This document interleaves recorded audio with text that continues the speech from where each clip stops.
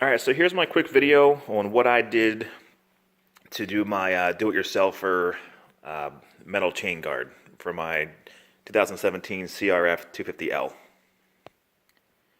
So here's the finished product that replaces the plastic guard that I had on there that lasted about 3 hours. The first time I took this thing out and was trail riding, I don't know, a stick or something wedged its way up between, the swing arm and the back end here, and I guess snapped that damn plastic piece of shit. So left me with something that was missing from here to here. Basically like a piece of plastic flapping in the damn wind. So my cheap ass, I didn't want to go out and spend $100 for some aftermarket fancy chain guard, and to spend $30 on the plastic one again seemed kind of a dumb thing to do as well. So I thought, all right, well, what can I do, to make it slightly better, but at the same time cheap out? So here's what I came up with. You're probably going to need to watch some other YouTube videos on how to make a metal brake, because I didn't own one and I wasn't about to buy one. So I went to Home Depot. I bought a piece of 16 gauge metal, which is what this is, and then what I actually used over here was the 22 gauge. A lot thinner, a lot easier to work with. I just didn't have the tools or ability to bend the 16 gauge piece with this piece of shit metal brake that I made. This is literally a couple 2x4s I had laying around in my basement, a few old door hinges I had laying around, a piece of scrap copper, and then another piece of wood where I did a angled edge here so I could get a 90-degree bend on the metal.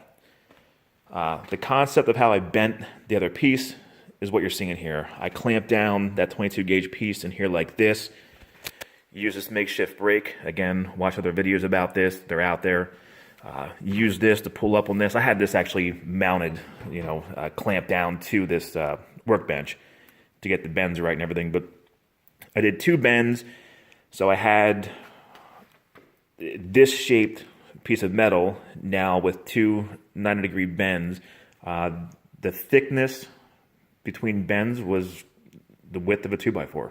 Like literally, that's how thick the chain guard is.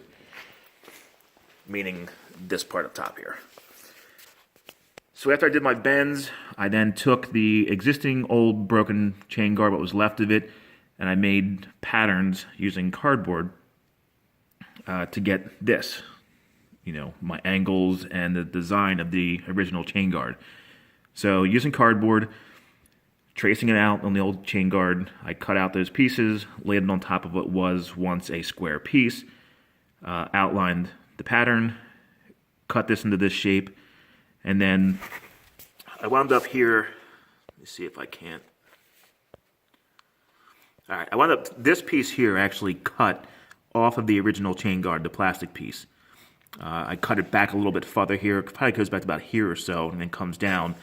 And then I used 3 screws to mount that to the one that I made, so that I could still use the the little metal tab here on the swing arm to mount this thing up front, so it would be sturdy and I have to basically create anything or drill holes or do anything, fancy. I just used the existing.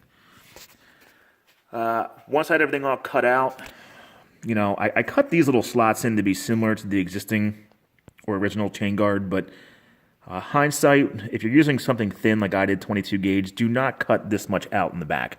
It just gets too, it's too flimsy, in my opinion. Now, with that being said, before we get all fired up and start commenting left and right about how it's, going to bend and this and that, yeah, that's no shit, it'll bend. But the point behind this thing is to keep the, the chain lube and stuff from flinging up and getting it everywhere. And then secondly, most importantly, is to keep sticks and debris from coming in here, slamming into the sprocket or, jumping your chain off of the sprocket and causing this to fly apart and break up here. So as far as I'm concerned, mission accomplished. I was able to put this thing together, get it in place. It's sturdy enough where anything hitting this is not going to, get through and, like I said, damage my chain and sprocket. Without going to that first. And as far as I'm concerned, if something hits it and it bends to the point where it hits the chain, I'll just bend it back. You know, I'm not like, totally screwed. It's not thick and too thick where I can't just grab my hand or grab it with my hand and pull it back into shape to get me out of the woods wherever I'm riding. So, as far as I'm concerned, mission accomplished.